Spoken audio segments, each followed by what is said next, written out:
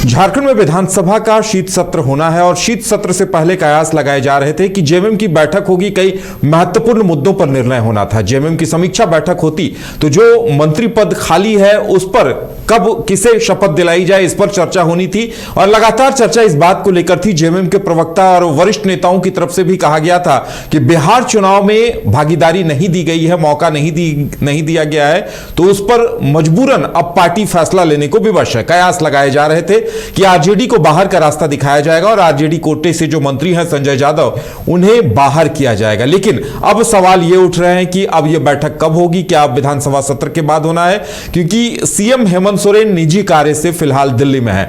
नीरज हमारे साथ हैं। नीरज, आपकी कई जेएमएम के नेताओं से भी बातचीत हुई है। देखिए, लगातार इस बात का बेसब्री से इंतजार हो रहा था कि जेएमएम की बैठक कब होगी ताकि मंत्री पद पे कौन मंत्री बनेगा और संजय यादव को लेकर निर्णय हो सके।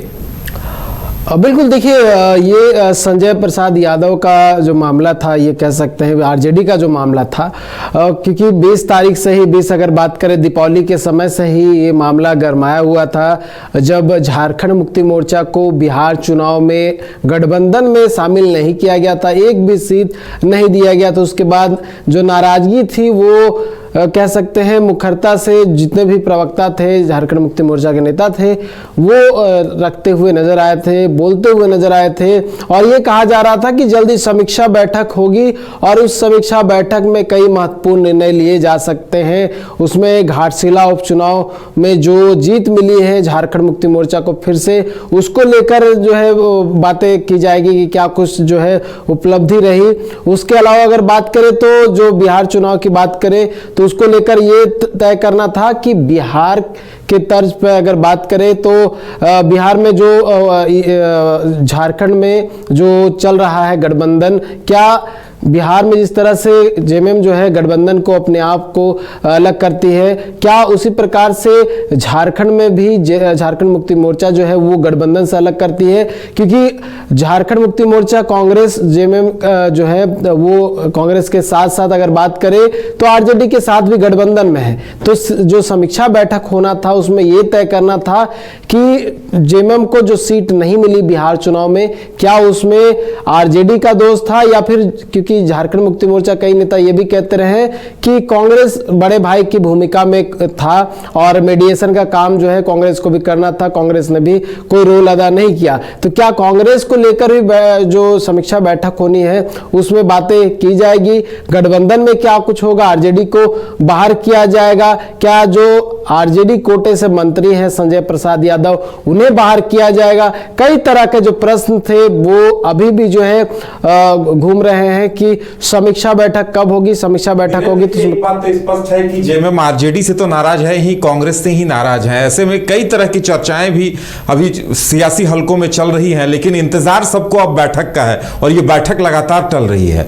बिल्कुल, लगातार बैठक टल रही है और एक और महत्वपूर्ण जो निर्णय है वो भी लेना है कि एक मंत्री का पद जो है वो खाली है।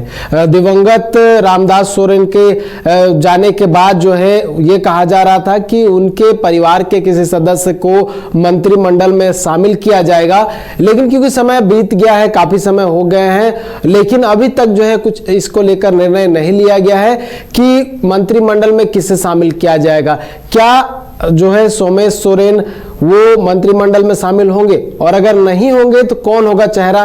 क्योंकि अभी तक जो है इसको लेकर बातें जो क्लियर नहीं हो पाई। ये कहा जा रहा था कि इस बार जेएमएम जो है वो दूसरी रणनीति के तहत जो है आगे बढ़ रही है। ये रणनीति ये है कि उपचुनाव जीतने के बाद ही जो है सोमेश सोरेन या फिर जो भी प्रत्याशी होगा उसे मंत्रिमंडल में शामिल किया जाएगा। लेकिन अब उपचुनाव का परिणाम भी आ गया है। सोमेश सोरेन जो है घाटशिला उपचुनाव जीत चुके हैं, बावजूद इसके जो है अभी तक क्लियर नहीं हुआ है कि मंत्रिमंडल में उन्हें जगह दी जाएगी कि नहीं दी जाएगी। अगर उन्हें जगह नहीं दी जाएगी तो इतना लंबा प्रोसेस क्यों चल रहा है? कौन ऐसा विधायक है झारखंड मुक्ति मोर्चा का जो दिवंगत रामदास सोरेन का जगह लेगा। तो अभी तक बातें क्लियर नहीं हो पाई और सब जितनी बातें हैं वो क्लियर होगी समीक्षा बैठक में, क्योंकि बहुत सारे लोगों से मेरी बात भी हुई थी। ये कहा गया था कि समीक्षा बैठक में बहुत सारे विषय हैं जिसको लेकर जो है बातें होनी है, चर्चा होनी है, और उसके बाद जितने भी समिति के लोग हैं या फिर केंद्र अध्यक्ष के साथ साथ जितने भी कमेटी में उच्च पद पे बैठे हुए जो झारखंड मुक्ति मोर्चा के नेता है वो निर्णय लेंगे कि क्या कुछ करना है। लेकिन क्योंकि कुछ दिनों के बाद ही जो है शीतकालीन सत्र भी शुरू हो जाएगा, तो उससे पहले लगता नहीं है कि जो शपथ ग्रहण है वो हो पाएगा या फिर मंत्रिमंडल का विस्तार जो है वो हो पाएगा, क्योंकि 1 तारीख आज हो गया, 5 तारीख से जो है वो विधानसभा सत्र की शुरुआत है, तो बच जाते हैं 4 दिन। तो 4 दिन के अंदर लगता नहीं कि हो पाएगा, और क्योंकि मुख्यमंत्री हेमंत सोरेन भी जो है वो दिल्ली में है, तो अब हो सकता है कि झारखंड मुक्ति मोर्चा के अंदर खाने में कोई और चर्चा चल रही होगी, कुछ अलग तरह की रणनीति जो है वो चल रही होगी। लेकिन बातें जो है, क्योंकि झारखंड मुक्ति मोर्चा के अंदर की बातें जो है बहुत कठिन रहती है कि बाहर आ जाए, और वो बातें जो है अभी तक भी सामने नहीं आ पा रही है कि रणनीति क्या है, केंद्रीय अध्यक्ष क्या चाहते हैं, झारखंड मुक्ति मोर्चा के जो अन्य नेता हैं वो क्या कुछ चाहते हैं, क्योंकि 2 महत्वपूर्ण निर्णय लेने हैं, एक गठबंधन को लेकर लेना है और दूसरा जो है एक जो मंत्री पद खाली है उसको लेकर लेना है। तो लेकिन ये निर्णय तो लेना है, लेकिन बैठक कब होगी, बैठक क्यों की जाएगी, कहां की जाएगी, इसको लेकर भी जो उलझने हैं वो क्लियर नहीं हो पाए। हो सकता है कि मुख्यमंत्री हेमंत सोरेन जब दिल्ली से लौटे तो इन तमाम जो प्रश्न है उस पर विराम चिन्ह लग जाए। उदय, चलिए, तो एक समीक्षा बैठक का बेसब्री से हर किसी को इंतजार है। दबी जुबान बातें ये भी आ रही हैं कि सीएम हेमंत सोरेन आरजेडी से तो नाराज है ही, कांग्रेस से भी नाराज हैं, और अब जब समीक्षा बैठक होगी तो बहुत सारे बातें, बहुत सारे नए समीकरण सामने आ सकते हैं, ऐसे कयास लगाए जा रहे हैं। देखने वाली बात यह होगी कि समीक्षा बैठक में क्या कुछ होता है।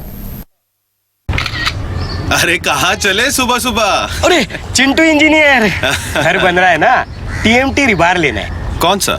कोई भी सस्ता वाला। और नया फोन? हाँ। ये कैसे लिया? ये स्टोरेज, कैमरा, डिस्प्ले सब चेक करके लिया है। अच्छा, तो फोन के लिए इतना रिसर्च और घर के लिए? मतलब टाटा स्टील आशियाना पे रिसर्च करोगे तभी पता चलेगा कि टाटा टिस्कॉन 550 SD में है बेहतर ताकत और लचक, जो आपके घर को दे सुरक्षा के साथ सेविंग्स भी। क्या हुआ? पहले रिसर्च करनी है ना। टाटा टिस्कॉन 550 SD, समझदार बने, बेहतर चुने।